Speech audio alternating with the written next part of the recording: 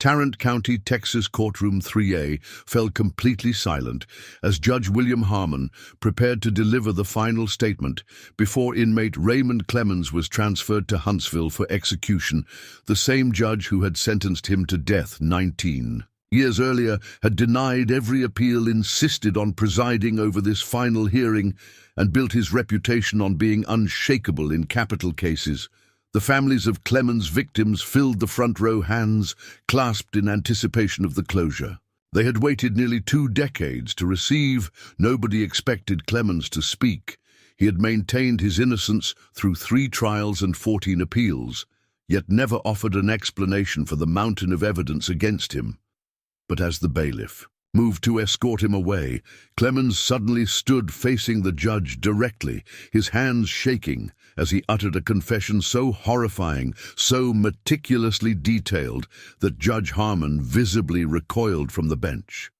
It wasn't just the admission of guilt that shocked the courtroom. It was the revelation of who had helped him conceal the bodies and whose idea the murders had been in the first place.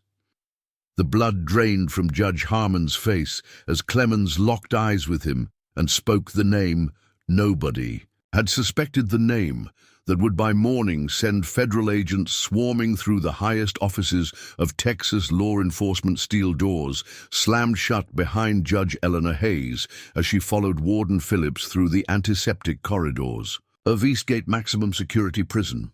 23 years on the bench had taken her through countless facilities, but death row always carried its own distinct atmosphere, a unique stillness, as if the air itself was waiting.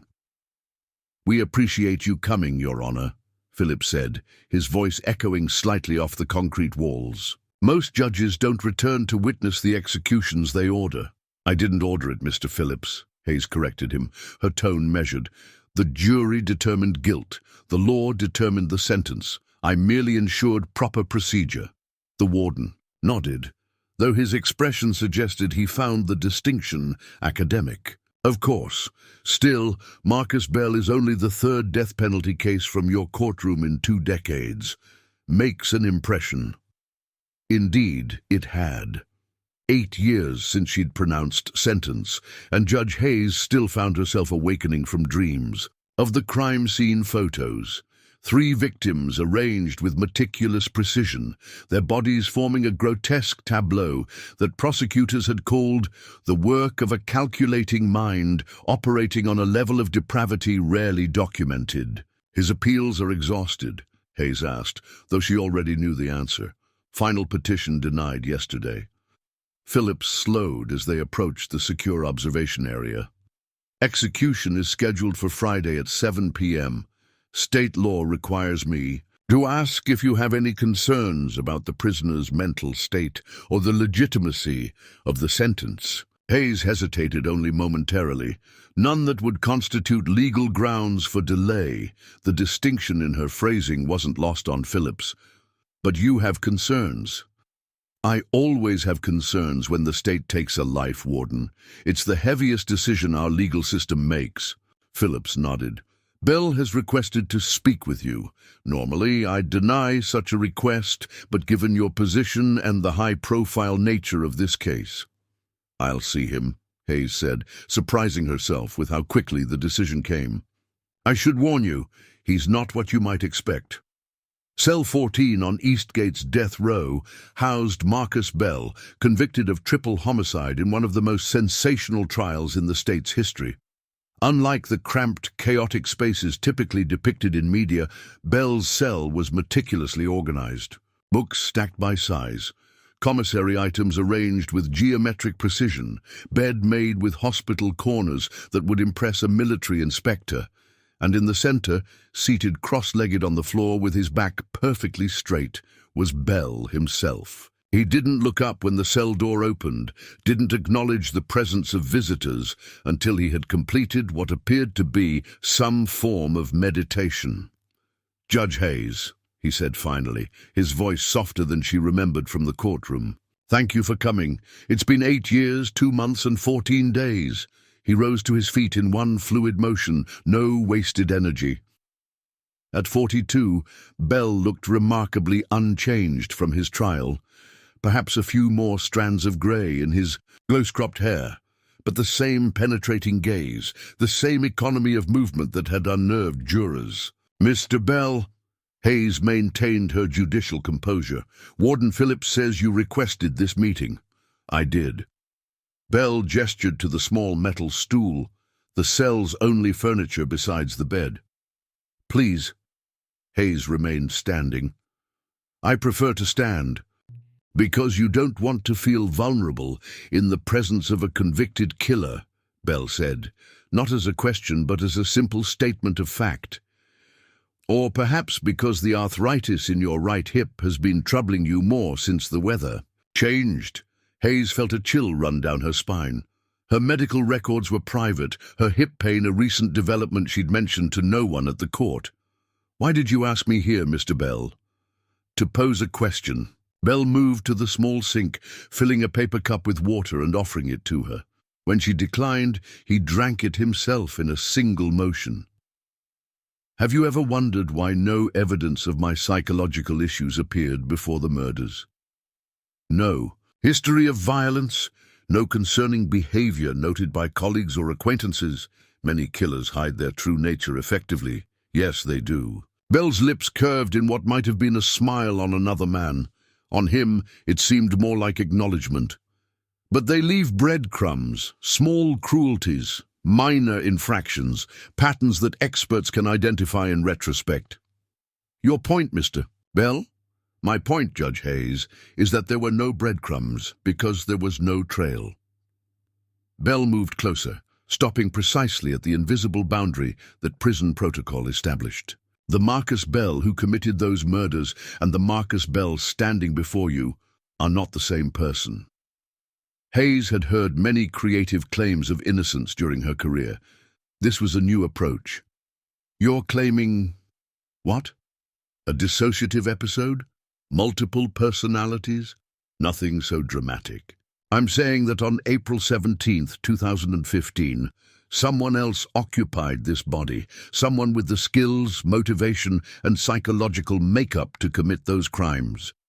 That's not a legal defense I'm familiar with, Mr. Bell." "No, it wouldn't be." Bell's eyes never left hers. "Just as you wouldn't be familiar with Project Vessel, a classified program studying consciousness transference that operated from 2010 to 2016. Hayes maintained her neutral expression, though something in Bell's tone made the hair on her arms stand on end. "Is there a point to these claims, Mr. Bell? Your appeals are exhausted." "I'm not appealing, Judge Hayes. I'm warning you."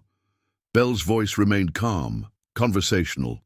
3 people linked to my case have died in the past year. Detective Carlos Mendez, stroke at 43. Emily Winters, key witness, carbon monoxide poisoning. Trevor Liston, forensic technician, apparent suicide. Hayes knew of these deaths. They'd been mentioned in the media, though not connected to Bell's case.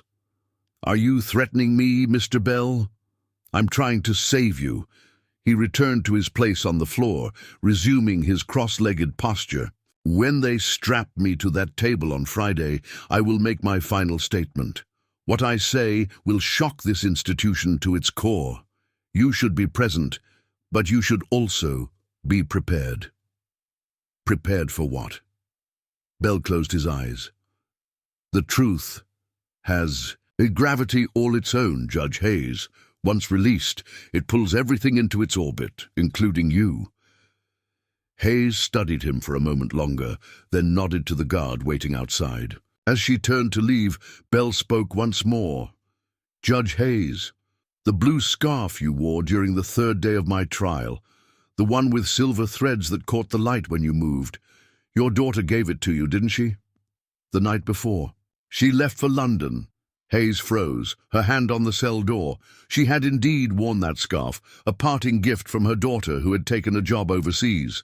But that detail had never been mentioned in court records, never discussed publicly. "How could you possibly know that?" she whispered. Bell opened his eyes, meeting her gaze directly. "The same way I know what really happened to those 3 victims." The same way I know who will be watching when they execute me. The same way I know that your presence in that room is essential if justice is ever to be served." As Hayes left the death row unit, she found her judicial certainty shaken for the first time in years. Behind her, Marcus Bell returned to his meditation, a man seemingly at peace, despite being 5 days from execution, or perhaps because of it. Detective James Harlow's desk lamp cast long shadows across the evidence boxes he'd pulled from storage. 22 years on the force had taught him to trust his instincts, and something about the Bell case had been gnawing at him for weeks. Not because he doubted Bell's guilt, the evidence had been overwhelming, but because of something the prison chaplain had said during their last conversation. "Bell knows things, Detective, things he couldn't possibly know." Harlow spread the crime scene photos across his desk, careful to keep them away from the coffee rings. 3 victims, positioned with geometric precision in the abandoned warehouse. Elizabeth Crane, city councilwoman. Thomas Weldon, pharmaceutical executive. Vanessa Pierce, federal prosecutor. No obvious connection between them, until Bell's trial revealed they'd all served on a classified government oversight committee. "Working late again, Harlow." He looked up to find Captain Rivera watching from the doorway, concern etched on her face, just reviewing some details before the Bell execution. Harlow shuffled the photos back into their folder. "Something doesn't add up. The case was airtight." Rivera stepped into the room. "DNA, fingerprints, witness testimony, plus Bell's own behavior at the arrest scene." Harlow nodded. The evidence had been perfect, too perfect, as if arranged specifically for police to find. And Bell's calm demeanor when SWAT teams breached his apartment had struck Harlow as odd. Even then, not the panic of a cornered killer, but the confusion of someone who didn't understand why they were there. "I know the evidence, Captain. I collected most of it." "Then what's bothering you?" Harlow hesitated. Rivera had been supportive throughout his career, but questioning a high-profile conviction days before execution was sensitive territory. The witness testimonies. 3 people placed Bell near the warehouse that night. All 3 changed their initial statements after interviews with D.A. Morrison. Rivera's expression hardened. "Are you suggesting the district attorney coached witnesses?" "I'm suggesting that witness testimony shifted significantly between initial interviews and trial, and now one of those witnesses is dead." "Emily Winters? That was carbon monoxide poisoning. Accident report was clear, maybe too clear." Harlow pulled another folder from the box. No signs of furnace malfunction. No explanation for why she was in that basement during summer. Rivera sighed, glancing at the clock. "Harlow, it's after midnight. Bell's execution is in 4 days. This isn't the time to start pulling threads." "Just covering all bases, Captain. Dear Morrison's making his bid for Attorney General on the back of this case. If there's even a hint of impropriety, you'll have both our careers derailed for nothing." Rivera's tone softened. "Look, I know these high-profile executions always bring up second thoughts. It's normal. But Bell was guilty. The evidence was solid. Don't let last-minute doubts cloud your judgment." After Rivera left, Harlow returned to the forensic reports. The DNA evidence had been processed by LabTech Solutions, a private contractor that had since been acquired by Meridian Pharmaceuticals, Weldon's former employer. A connection he hadn't noticed 8 years ago, but one that now seemed significant. His phone buzzed with a text from an unknown number. "Check the warehouse maintenance records for April 15-16, 2015. M.B. Harlow stared at the screen, a chill running down his spine. M.B. Marcus Bell, but that was impossible. Death row inmates had no access to cell phones and certainly no way to get Harlow's private number. Another text appeared. "The door Winters claimed to see me enter was sealed shut for renovations. Photos in evidence folder 12B show the seal intact. MB Harlow's hand moved instinctively to the evidence box, pulling folder 12B. Inside were supplementary crime scene photos, including several exterior shots of the warehouse. He'd never focused on these. They were background documentation, not central to the case, but there it was. The side door Emily Winters had testified to seeing Bell enter was clearly sealed with industrial plastic and renovation tape. Undisturbed. Intact. How had he missed this? How had everyone missed this? More importantly, how did Bell know about these photos, let alone their exact location in the evidence files? Harlow's desk phone rang, startling him. Detective Harlow. The voice was unfamiliar, female, precise. Who is this? Someone who knows you're looking at evidence that contradicts Emily Winters' testimony. Harlow's free hand moved to his service weapon, a reflexive response to the impossible knowledge the caller possessed. How could you possibly... Marcus, Bell is scheduled to die for crimes he didn't commit, Detective. You have 4 days to uncover the truth. Start with Project Vessel, then speak with Judge Hayes. Judge Hayes. What does she have to do with... She visited Bell today. She's shaken. She'll talk to you, but only if you approach her correctly. Mention the blue scarf. She'll understand. The line went dead. Harlow sat motionless, staring at the crime scene. Photos. In 22 years of police work, he'd seen corruption, cover-ups and conspiracy, but nothing that explained how a death row inmate could text him details about evidence files, or how an anonymous caller could know exactly what he was looking at in a locked precinct after midnight. He reached for his keyboard, typing Project Vessel into the departmental database.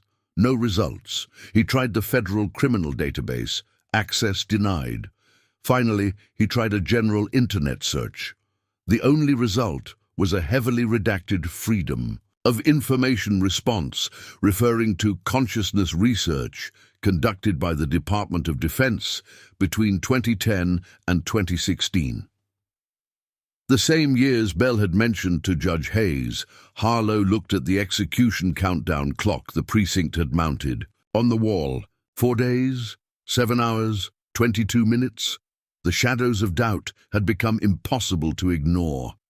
Rain pounded against the windows of the Chronicle building as Sarah Winters sorted through research files on her desk.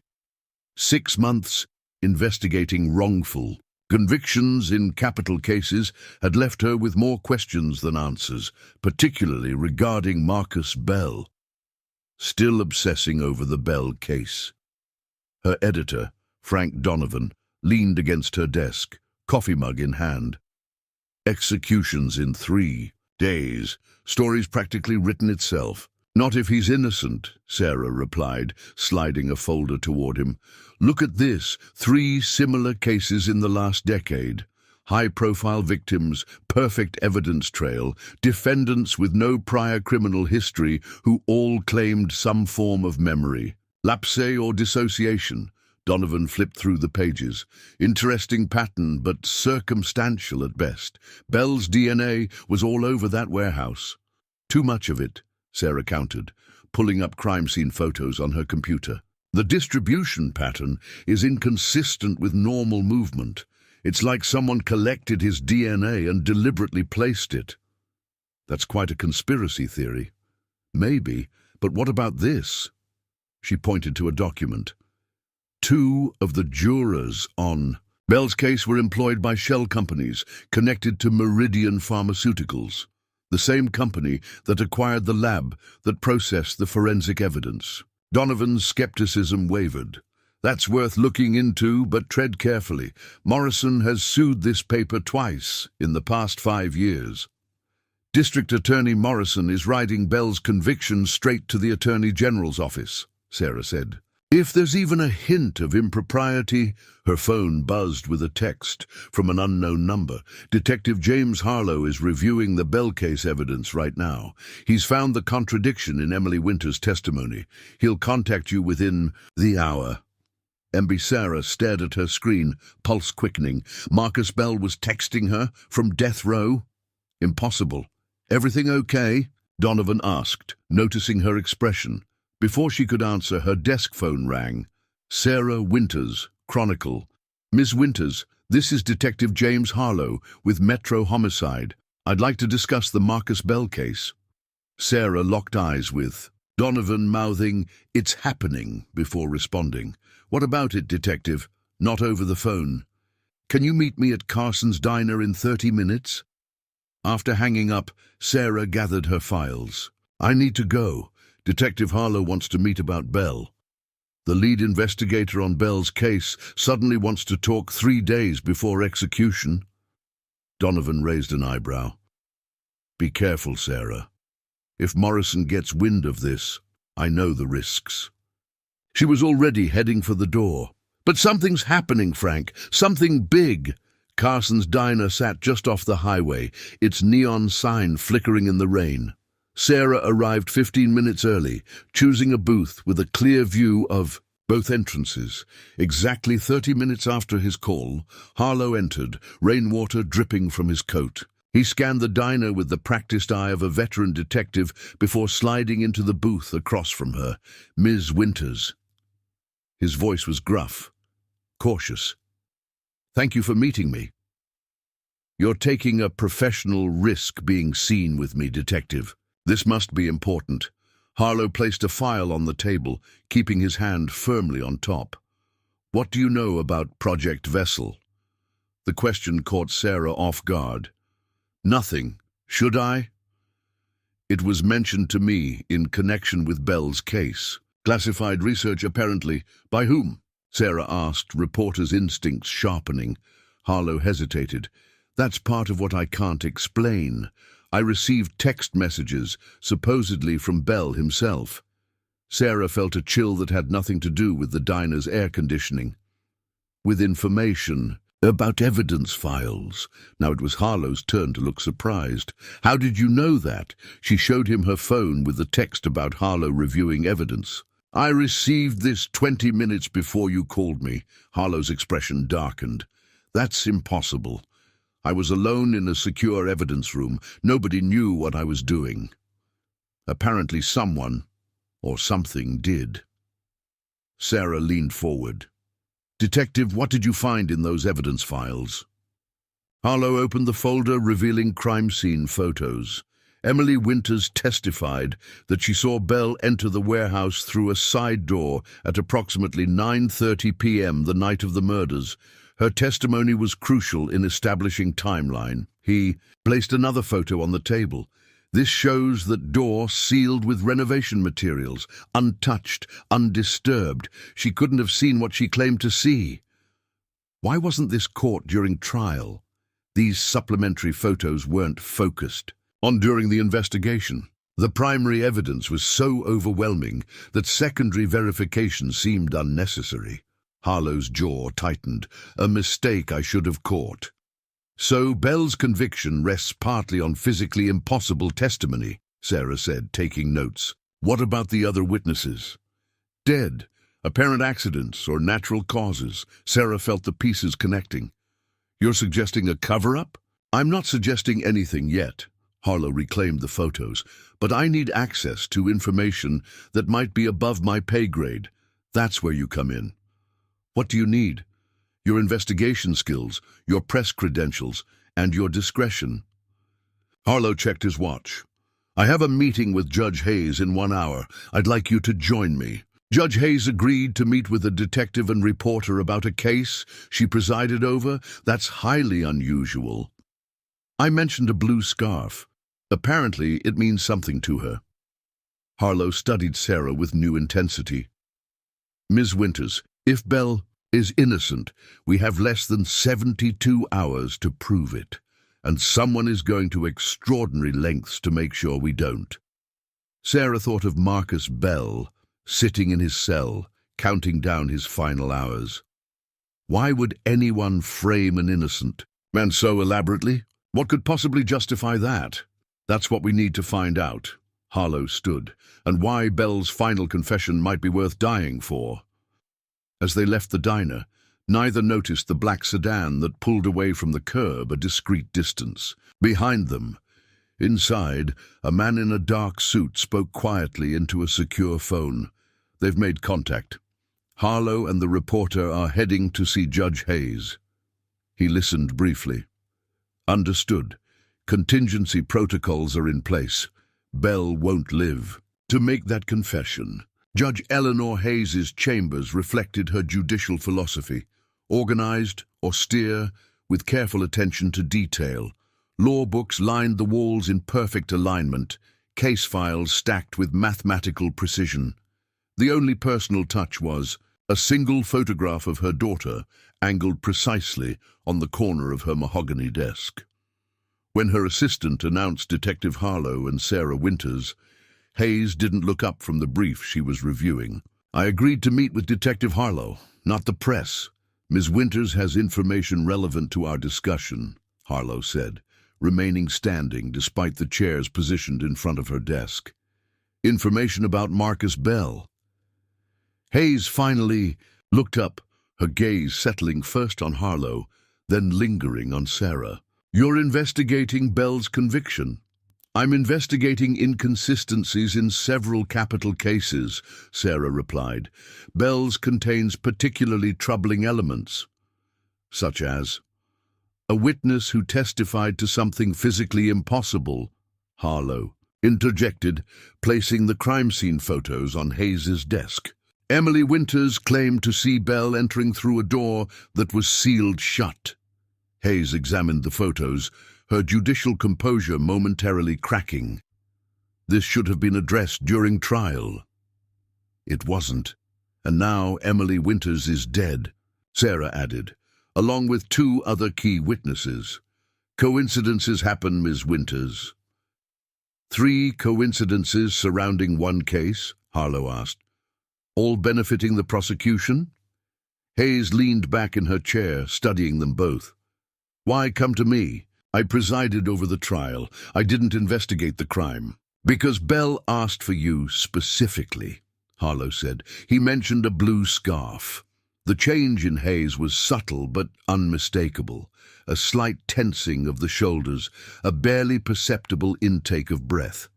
How could he possibly know about that? "That's what we're trying to understand," Sarah said gently. "Bell seems to know things he shouldn't be able to know, things that happen outside the prison." "Like what?" Harlow showed her the text messages on his phone. "These came from a number registered to a prepaid phone purchased yesterday in Austin." While Bell was locked in his cell, Hayes's hand trembled slightly as she returned the phone. "What exactly are you suggesting, Detective?" "I don't know yet.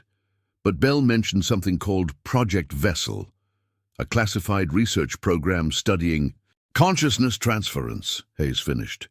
"Yes, he mentioned it to me as well."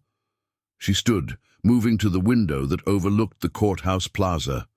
"Let's say, hypothetically, that you're right, that inconsistencies exist in Bell's case. 3 days before his scheduled execution, what exactly do you expect to accomplish?" "Justice," Sarah said simply. Hayes turned, her expression hardening.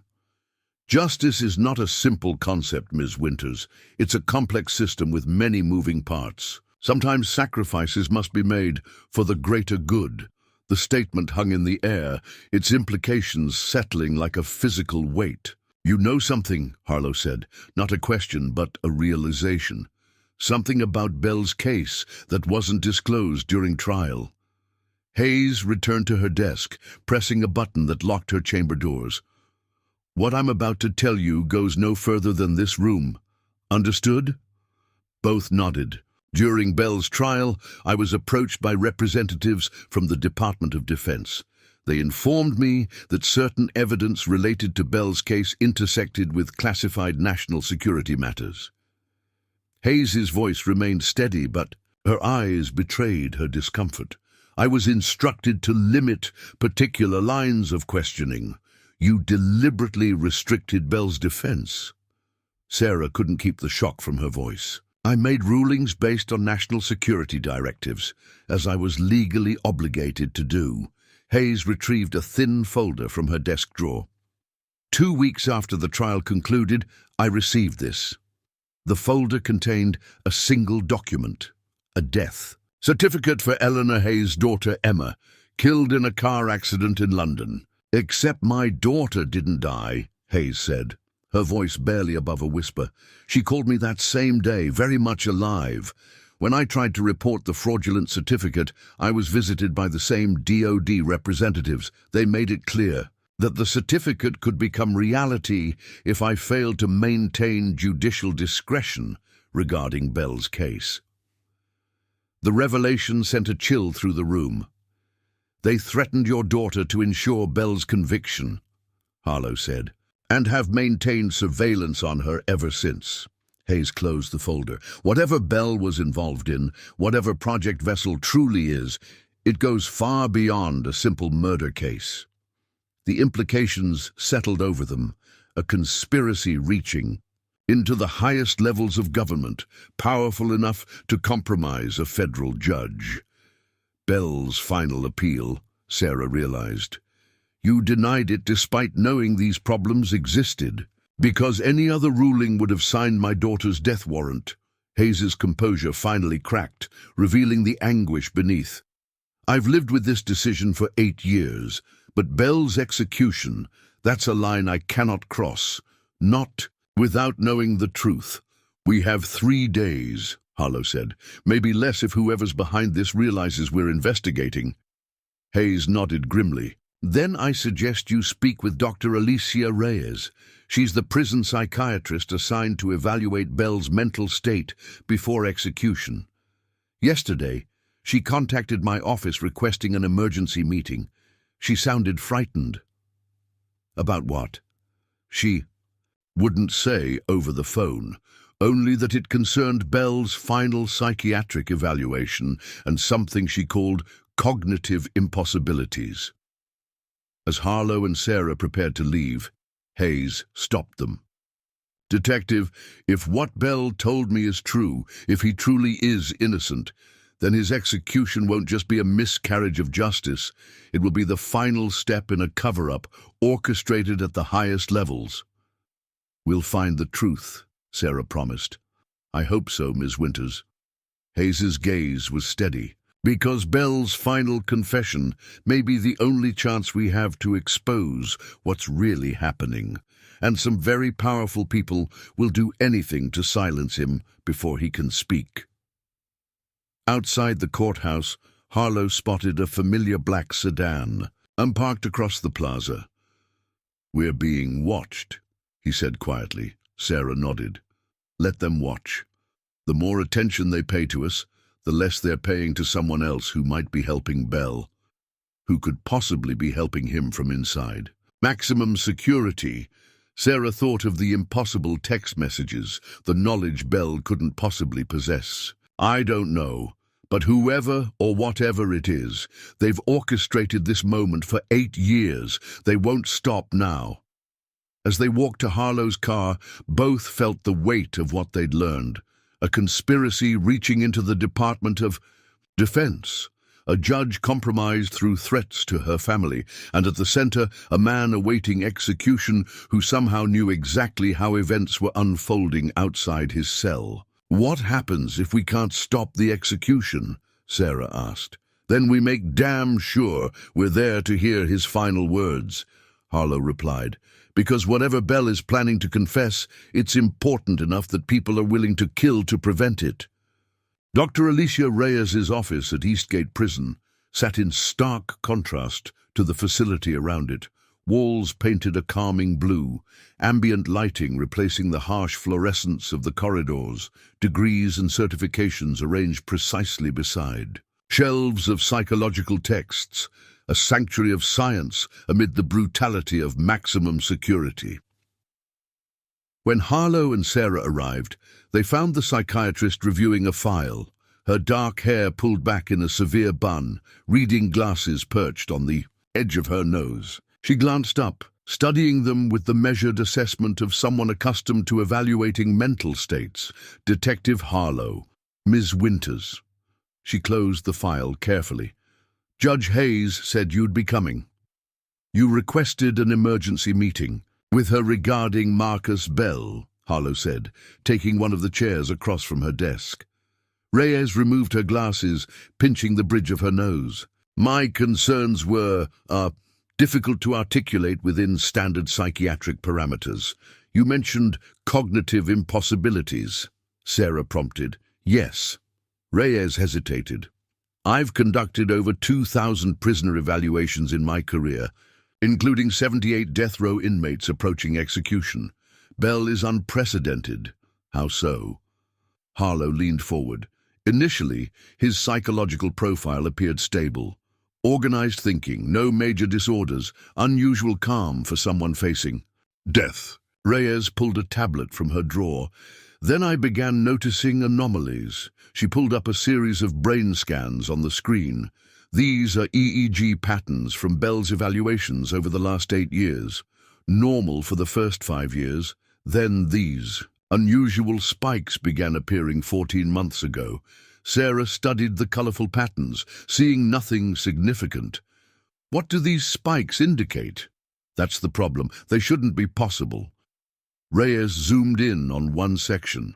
This pattern here suggests Bell is experiencing multiple cognitive streams simultaneously, processing information beyond what his sensory inputs should allow.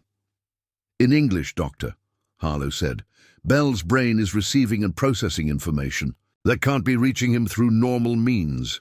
Reyes's voice dropped slightly. 3 weeks ago, he told me about my mother's fall in her Florida retirement community, an event that had occurred just hours earlier, which I hadn't told anyone at the prison about. The implication hung in the air. You're suggesting some form of what exactly? Sarah asked. I'm not suggesting anything. I'm reporting observations that defy conventional explanation.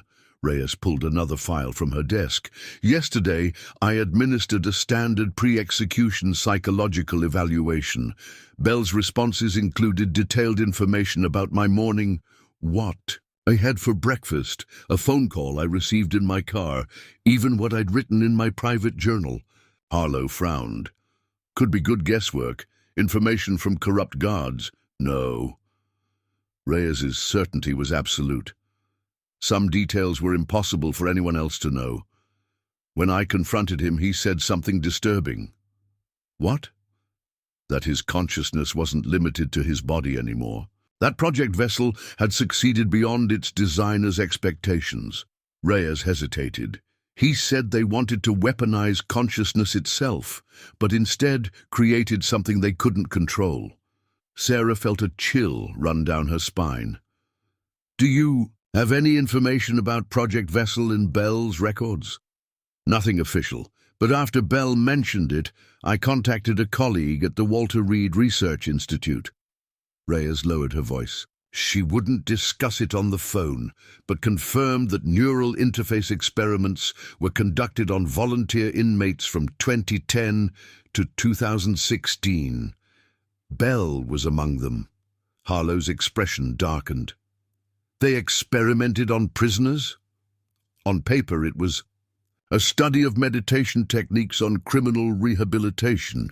In reality, Reyes trailed off. Why would the government authorize consciousness research on prison inmates? Sarah asked. War-fighting applications, Reyes said simply. Remote viewing, enhanced interrogation, neural network infiltration. The ultimate intelligence advantage would be operators who could access information without physical presence. The pieces began connecting in Sarah's mind. And Bell was patient zero, their first success. And their first failure, Reyes confirmed. According to my colleague, something went wrong during Bell's final test phase. His readings went off the charts, then flatlined. They thought he'd died, but he regained consciousness hours later. When was this? Harlow asked. April 17th, 2015. Reyes met his gaze. The exact date of the triple homicide. The revelation landed like a physical blow. The date Bell had told Judge Hayes someone else had occupied his body. Are you suggesting Bell wasn't mentally present during the murders? Sarah asked. I'm suggesting the brain scans show Bell experienced something unprecedented during Project Vessel's experiments, something that continues to affect him. Reyes handed Harlow a small drive. These are copies of his complete psychological evaluations and brain scans. I've already been warned by the prison administration to cease additional testing. On whose authority? Harlow asked. The order came through the warden, but originated from the governor's office. Sarah felt the pieces connecting. They're accelerating the execution to silence Bell before whatever he experienced can be fully understood. Or before he can reveal what really happened, Harlow added. As they prepared to leave, Reyes stopped them. There's one more thing.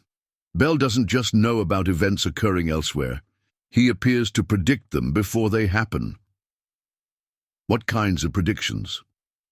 Staff changes, weather events, specific conversations that would occur days later. Reyes's professional demeanor cracked slightly. 2 months ago he told me Judge Hayes would visit him the day before his execution, that Detective Harlow would reopen his case file, that a reporter named Sarah Winters would help expose the truth. The implications settled over them.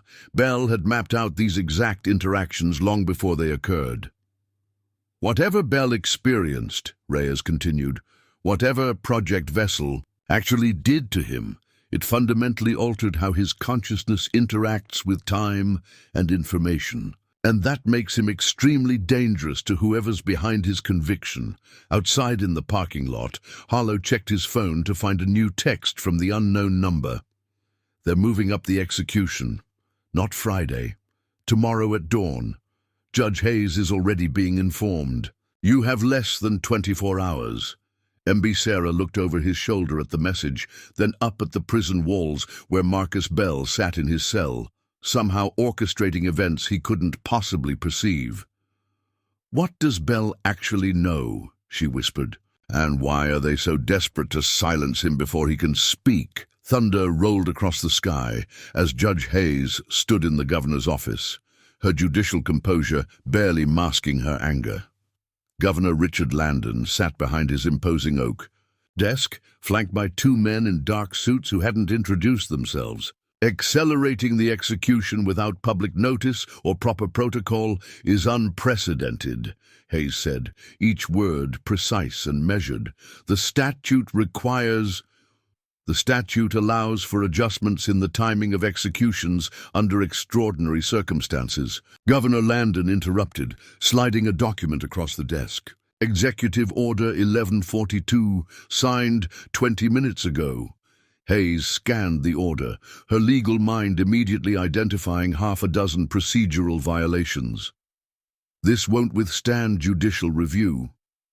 Perhaps not, one of the suited men said, speaking for the first time. But judicial review takes time. Mr. Bell will be deceased long before any challenge reaches the appellate court. Hayes recognized the implicit threat. And what extraordinary circumstances justify this unusual haste, gentlemen? National security concerns, the second man said. The same concerns that were explained to you 8 years ago, Judge Hayes. Concerns that involve your daughter in London. The room temperature seemed to drop 10 degrees. Hayes maintained her composure through decades of courtroom practice, but her hand tightened imperceptibly on the document. She's under surveillance right now, isn't she? Hayes asked quietly. Neither man answered, which was answer enough. What exactly is Marcus Bell planning to say that terrifies you so much? Bell is delusional, Governor Landon interjected, clearly uncomfortable with the direction of the conversation. These precautions are merely to prevent a convicted murderer from using his final statement to spread dangerous conspiracy theories. Is that what we're calling the truth now? Conspiracy theories. Hayes placed the executive order back on the desk. I'll be present tomorrow morning, Governor. I want that on the record. Of course, the first suited man replied with a thin smile. In fact, we insist on it. As Hayes left the governor's office, she felt the weight of what she'd just learned. They weren't just silencing Bell. They wanted her present when they did it, a witness to their perverted justice. In the Chronicle's basement archives, Sarah sorted through boxes of old files, dust motes dancing in the beam of her flashlight. The building's power had mysteriously failed 20 minutes after she and Harlow arrived. Could be the storm, Harlow suggested, though his hand rested near his service weapon as he watched the stairwell. Or someone making sure we can't use the computers, Sarah replied, pulling another box from the shelf. Found it, April 2015. She spread newspaper clippings across the table. The triple homicide had dominated headlines for weeks, with Bell's arrest and the gruesome details of the crime captivating public attention. Here's something, Harlow said, pointing to a small article from 3 days before the murders. Defense Department announces breakthrough in neural interface research. Spokesperson confirms successful test of consciousness mapping technology at undisclosed facility. The timing matches, Sarah noted. Bell's final test in Project Vessel, then the murders immediately after. Harlow continued reading through clippings, suddenly stopping at a photo that accompanied an article about the victim's memorial service. Sarah, look at this. The image showed mourners at the service, but in the background, partially obscured, stood a familiar figure. That's one of the men from the governor's security detail, Harlow said, pulling up a photo on his phone to compare. The same man who took over the Bell investigation from me after the arrest. Sarah studied the image. Why would Department of Defense personnel be handling a local murder investigation? Because it wasn't local, it was containment. Harlow's expression darkened. Bell was right. They needed him convicted to cover up what really happened. The basement door burst open. Father Michael Rivera, the prison chaplain, stumbled down the stairs, blood streaming from a cut above his eye. Detective Harlow, he gasped. They're coming for you both. Harlow drew his weapon. Who's coming? Men in suits. They were waiting when I left the prison. Rivera clutched a small package to his chest. Bell gave me this last week. Said I should deliver it to Sarah Winters if they moved up his execution. He handed the package to Sarah, a simple manila envelope sealed with tape. As she opened it, a small recording device fell into her hand, along with a handwritten note. In Bell's precise script, the truth about Project Vessel and what they did to me and the others. The real reason behind the murders.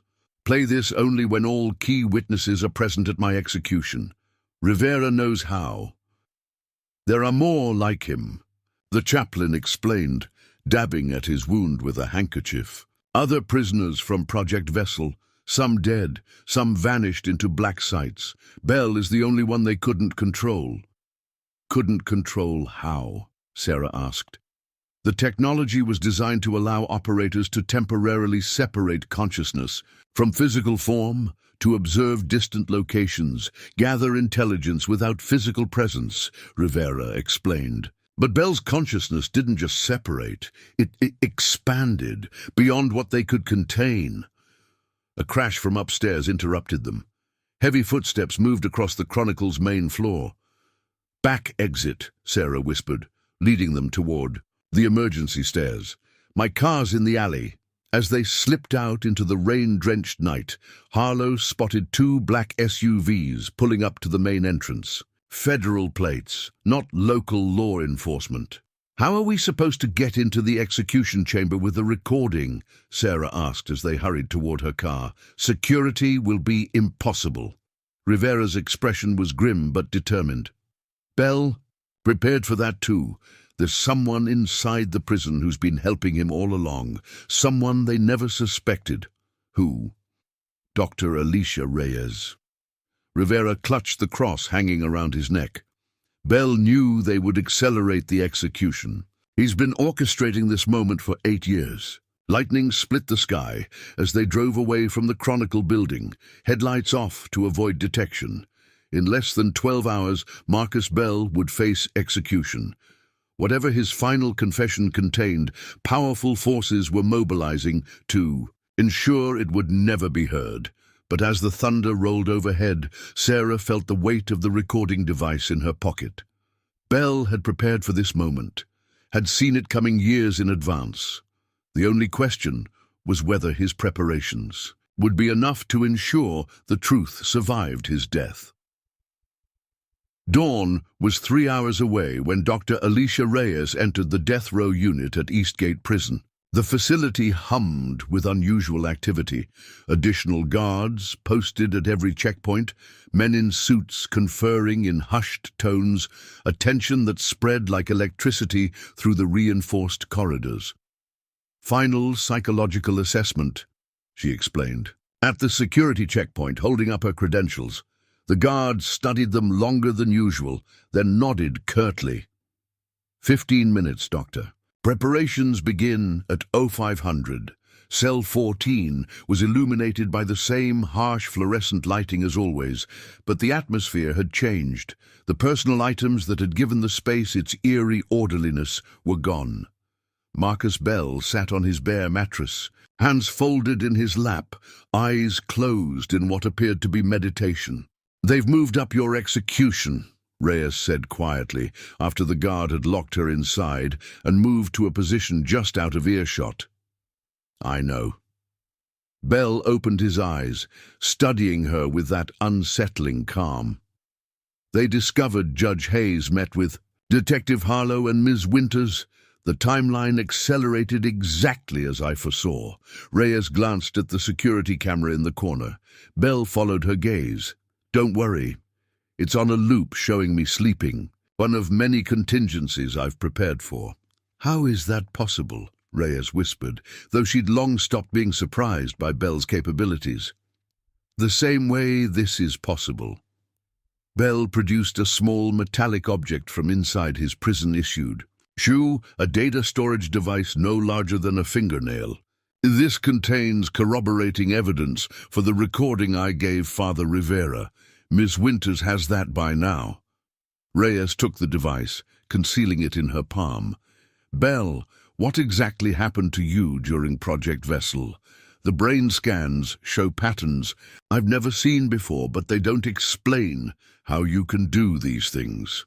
The experiment was designed to temporarily separate consciousness from physical form," Bell explained, his voice barely audible. "They wanted to create the perfect intelligence asset, operatives who could observe distant locations without physical presence. But something went wrong with my procedure." "What?" "My consciousness didn't just separate, it expanded." Bell's eyes held hers, beyond linear time, beyond physical constraints.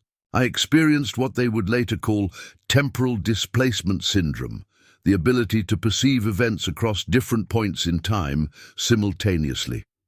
Outside the cell, guards moved in practiced formation, preparing for what would be Eastgate's first execution in 14 months. "The murders," Reyes prompted.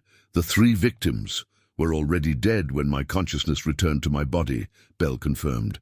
"Killed by Project Vessel operatives while I was being used as an unwitting surveillance system. My consciousness was observing a different target entirely, a foreign weapons facility thousands of miles away.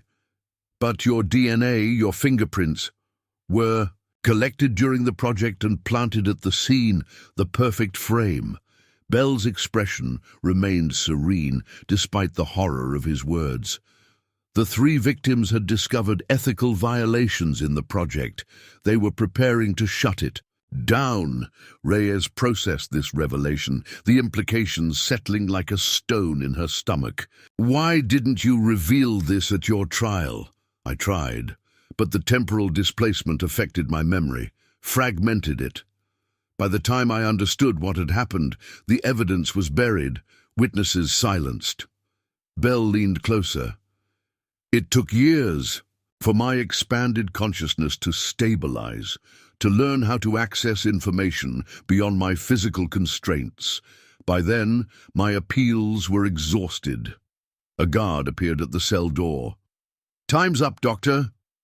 Bell's eyes locked with hers, conveying urgency behind his calm exterior. "Everything depends on what happens in that execution chamber. Hayes, Morrison, Harlow, Winters, all must be present. The recording must be played precisely after my final statement." "But how?" "Security will be impenetrable." "Not for you." Bell nodded toward her lab coat pocket, where her access card rested. Your clearance has already been upgraded in the system. Temporary security consultant for the execution. You'll be in the control room, which allows access to the audio system. Reyes felt a chill. How could you possibly arrange that? Bell's smile was enigmatic. I exist across multiple points in time simultaneously, Doctor. Arranging digital clearance was among the simplest of tasks. As Reyes left the cell, the prison administrator approached, flanked by two suited men she didn't recognize. Dr. Reyes, Administrator Phillips said, his tone formal. These gentlemen need to speak with you about Bell's mental state assessment. One of the men extended his hand. Dr. Anton Walsh, Department of Justice, we understand you've been conducting extensive evaluations of prisoner Bell. Standard protocol for executions, Reyes replied, keeping her expression neutral despite the data device burning in her palm. We'd like to review your findings before submitting the final clearance for execution. Reyes felt a surge of panic but maintained her professional demeanor. Of course. My office is this way. As they walked, her phone vibrated in her pocket, a text message from an unknown number. They're stalling you. Harlow and Winters detained at West Checkpoint. Judge Hayes being escorted by federal agents. Plan B required. Control room. 5:53 a.m. Don't hesitate. MB how Bell had managed to text her from his monitored death row cell was impossible to comprehend. Yet the message confirmed her worst fears. Their carefully orchestrated plan was unraveling. Dr. Walsh, she said, stopping suddenly, I need to retrieve additional files from the medical ward before our meeting. Psychiatric evaluations conducted last week. They're essential to understanding Bell's current mental state. The men exchanged glances. We'll accompany you. Hospital protocols restrict non-medical personnel, Reyes countered smoothly. I'll be 15 minutes at most.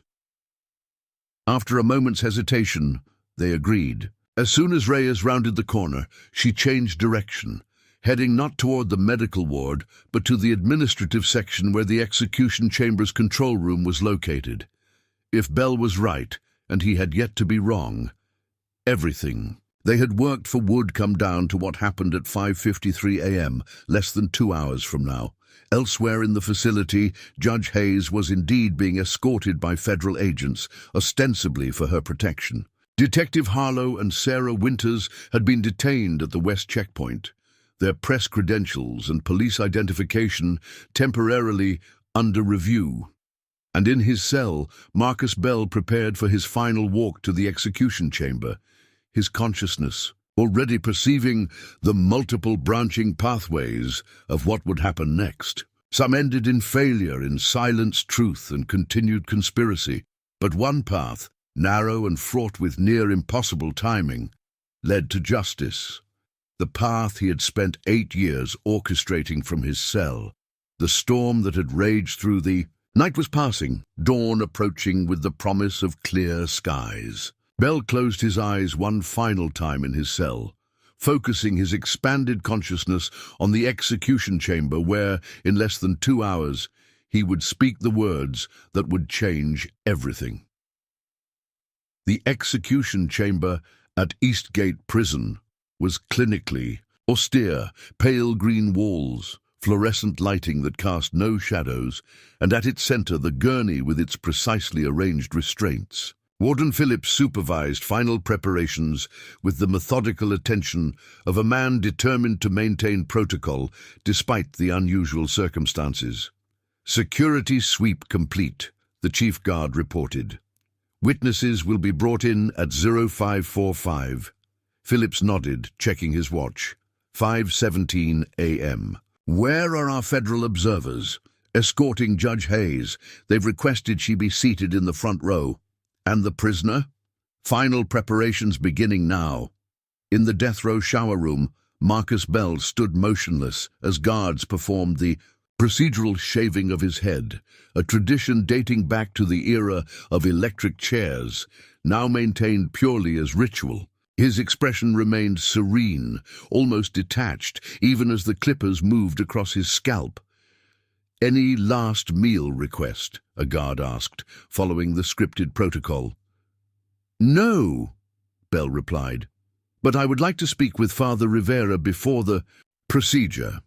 The guard exchanged glances with his supervisor, who nodded curtly. 5 minutes. No physical contact. When the chaplain entered, Bell was already dressed in the standard execution attire. Light blue shirt, elastic waist pants, slip-on, canvas shoes. No belt, no personal effects, nothing that might complicate the coming procedure. "They've detained Detective Harlow and Ms. Winters," Rivera said quietly, "and Dr. Reyes is being questioned by Department of Justice officials." "I know." Bell's voice was calm. "Everything is proceeding as it must. Marcus, they've blocked all paths to the execution chamber.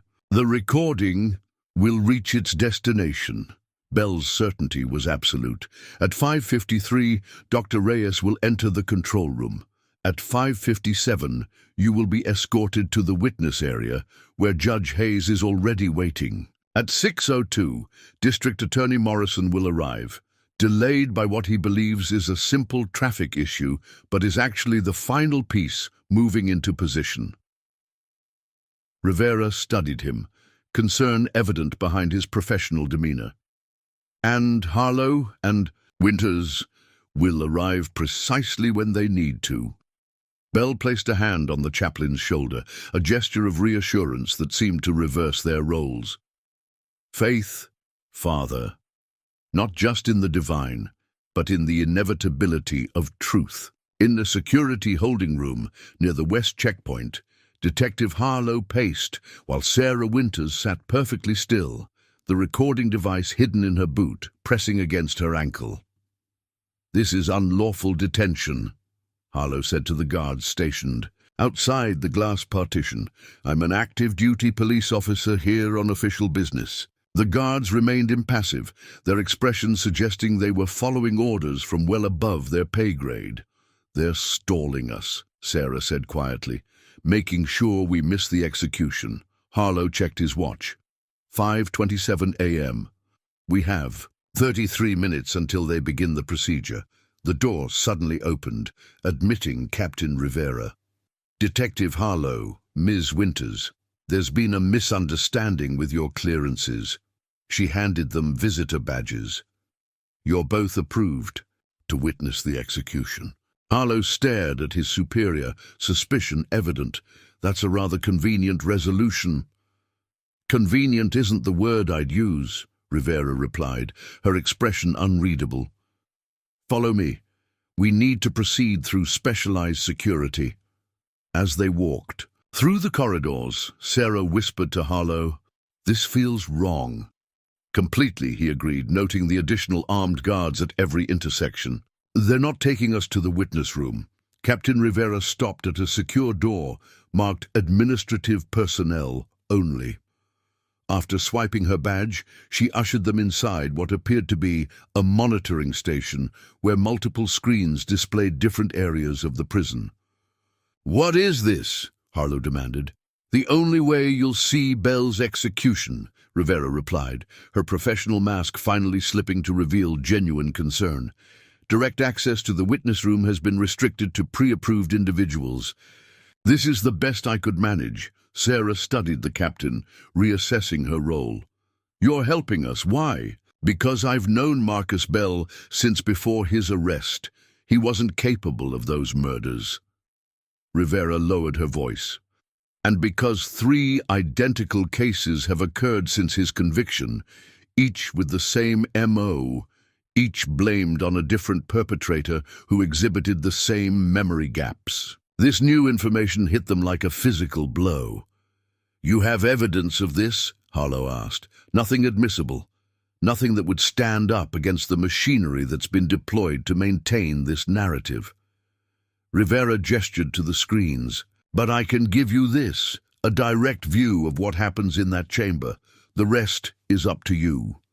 Dr. Alicia Reyes moved through the administrative corridor with practiced confidence, her lab coat and credentials creating an aura of authority that few questioned.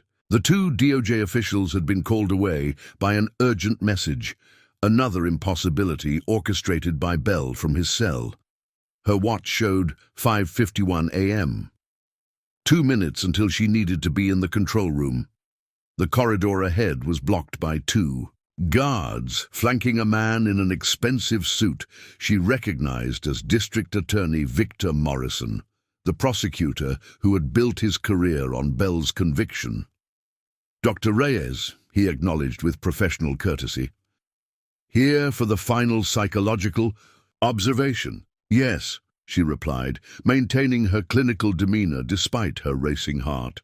"Standard procedure for documenting mental state during execution." Morrison nodded to the guards, who stepped aside. "I'm heading there myself. Shall we?" This unexpected companionship threatened to derail everything. Bell's instructions had been specific. She needed to reach the control room alone at precisely 5:53. Her watch showed 5:52. "Actually," she improvised, "I need to check something in the control room.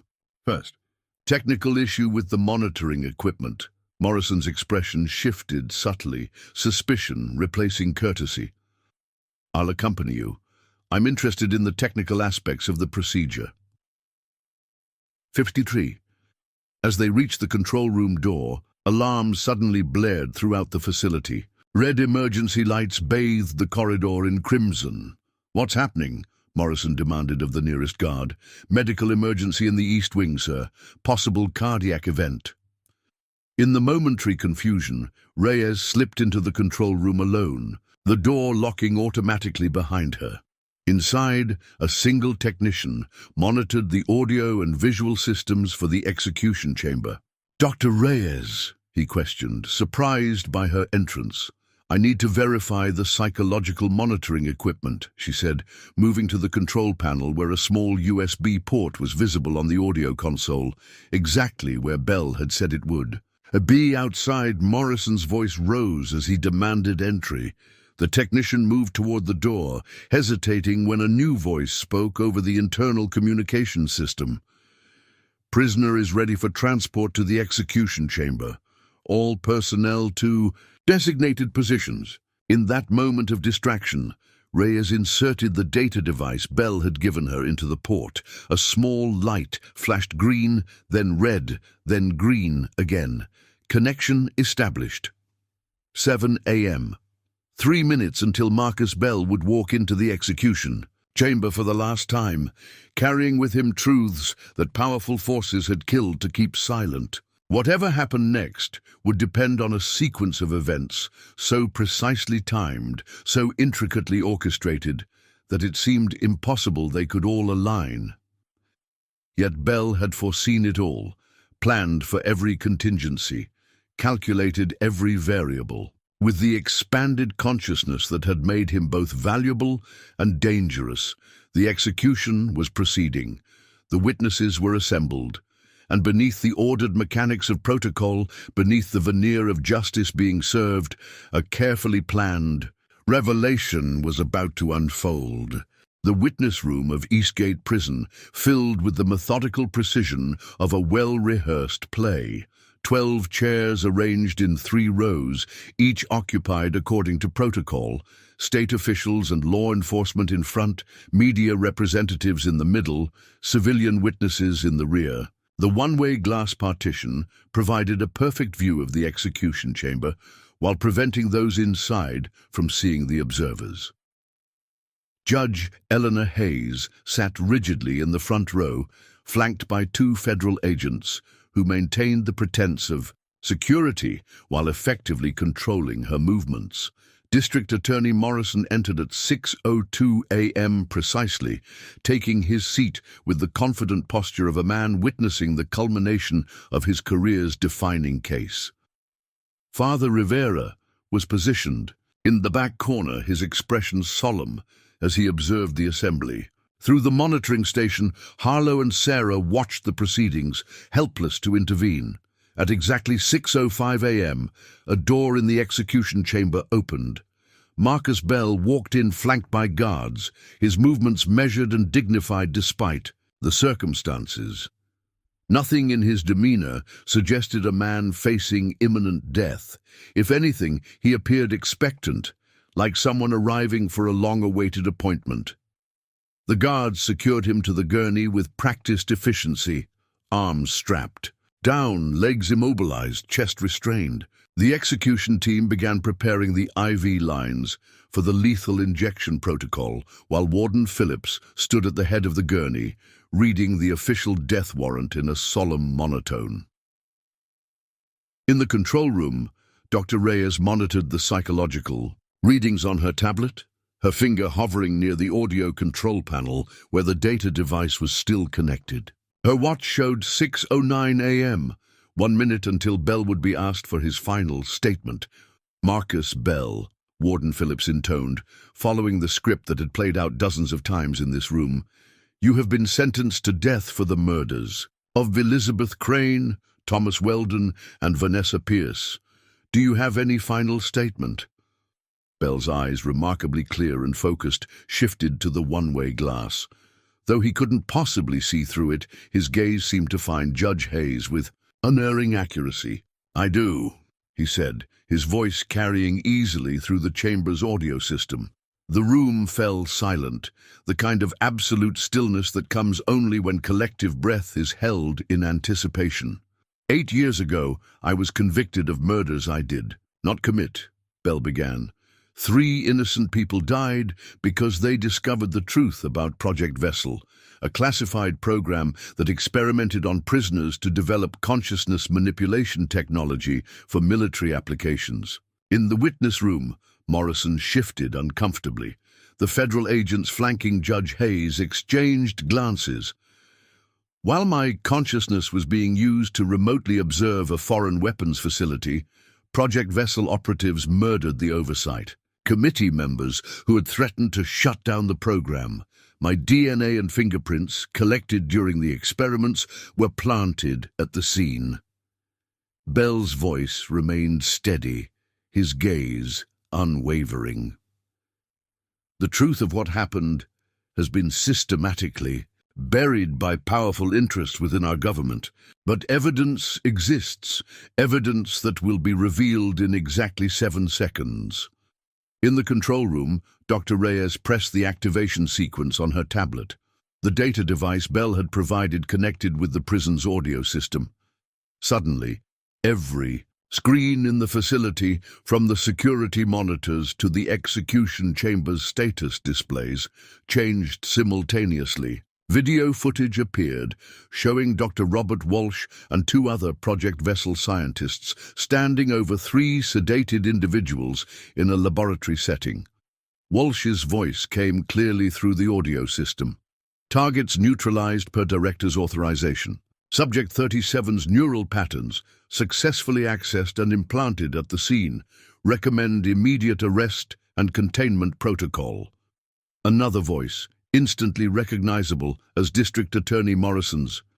"Evidence is prepared for discovery. Fast track. Prosecution through my office. National security classification will prevent defense access to Project Vessel records." In the witness room, Judge Hayes's hand flew to her mouth, her judicial composure finally breaking. Morrison was on his feet, shouting for the warden to stop the proceedings. The federal agents moved toward the control room, hands reaching for weapons, but it was too late. The truth Bell had orchestrated for 8 years was flooding through every system in the prison, simultaneously being transmitted to media outlets across the country through the secure data connection Reyes had activated. Bell's voice rose above the growing chaos, his final statement continuing with the calm certainty that had unnerved everyone from the beginning. "I forgive those who did this to me," he said, looking directly at Judge Hayes, "but the American people deserve to know how justice was perverted, how innocent lives were sacrificed for a program that violated every ethical and legal boundary." As security personnel rushed into the execution chamber to halt the procedure, Bell spoke 5 final words that left everyone frozen in shock. They're still doing it right now.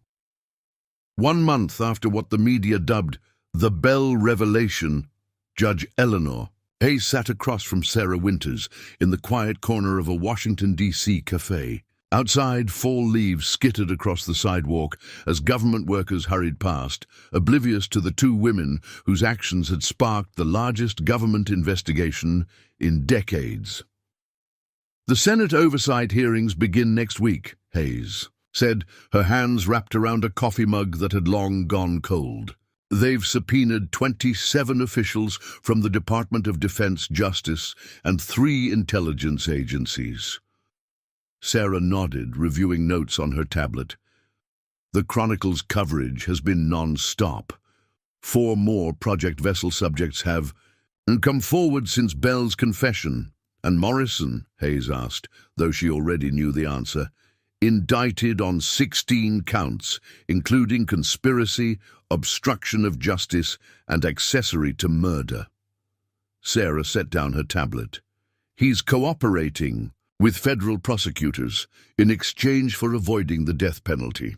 Hayes's expression remained judicial, but something in her eyes had changed since that morning in the execution chamber. A vulnerability, perhaps, or simply the weight of reconciling with her unwitting role in the conspiracy. "Bell's legal status is still being determined," she said quietly. "The federal courts are considering whether a full pardon is appropriate or if a new trial is required given the circumstances. And Project Vessel itself? Officially disbanded. Unofficially." Hayes glanced around the cafe before continuing. Bell's final words weren't hyperbole. 3 similar programs have been identified, operating under different code names across multiple agencies. Sarah felt a chill that had nothing to do with the autumn air. "They're still doing it right now, with enhanced safeguards and stricter oversight, according to the classified briefings." Hayes's tone made clear her skepticism. The military applications were too valuable to abandon entirely. Outside, Detective Harlow approached the cafe, his pace unhurried but purposeful. Through the window, Sarah saw Dr. Reyes waiting across the street, her attention seemingly fixed on a newspaper but actually monitoring the surrounding area. "How's Bell adjusting?" Hayes asked as Harlow entered. "As well as can be expected for someone who spent 8 years on death row," Harlow replied, sliding into the 3rd chair. "The doctors at the federal medical facility are still trying to understand the full extent of his abilities. And have they? Not even close." Harlow placed a thin file on the table. "Bell's consciousness continues to demonstrate patterns that defy conventional neuroscience. He perceives information across time and space in ways they can't explain through current understanding of physics or biology." Sarah thought about her last visit with Bell. His serenity unchanged despite the chaos his revelation had unleashed, his mind seemingly focused on events they couldn't yet perceive. "He knew," she said softly, "not just what happened in the past, but how everything would unfold, the exact sequence of events, the precise timing required for his confession to be heard. He's been offered consulting positions with 3 intelligence agencies," Harlow noted with a hint of irony. "The same government that tried to execute him now wants to employ his abilities." "Will he accept?" Hayes asked.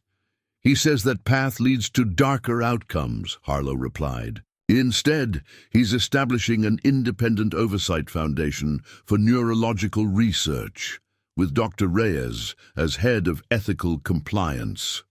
The waitress brought fresh coffee, momentarily halting their conversation. When she left, Hayes leaned forward.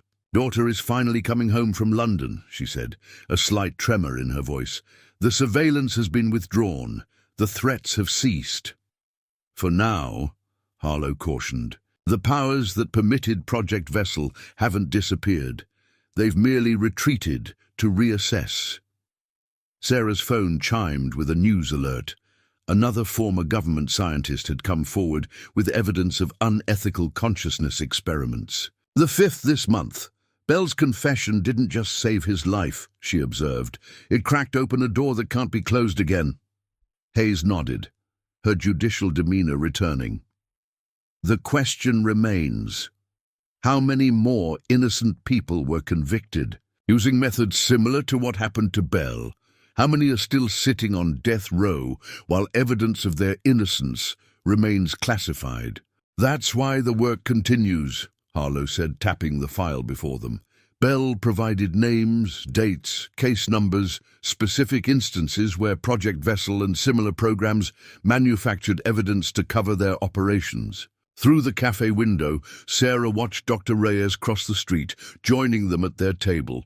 The psychiatrist's professional demeanor remained intact, but her eyes held the determined look of someone who had seen behind a veil and could never unsee it. They've expanded the congressional investigation, Reyes announced without preamble. Bell's predictions about secondary programs were confirmed this morning. And the others like him? Hayes asked. 17 identified so far, some still incarcerated, some in black sites, some... Reyes hesitated. Some whose consciousness separation became permanent, existing in states that defy conventional understanding.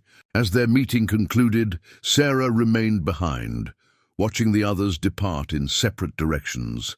Hayes to prepare for her testimony, Harlow to investigate another suspicious conviction, Reyes to monitor Bell's evolving condition. The story, that had begun in a death row cell, had transformed into something far larger, a fundamental questioning of the nature of consciousness itself and of the ethical boundaries governments would cross in their pursuit of power. In the federal medical facility across town, Marcus Bell sat cross-legged on his bed, eyes closed in what appeared to be meditation. But his consciousness extended far beyond that room, perceiving conversations happening miles away, events unfolding across different points in time, possibilities branching like rivers from the present moment.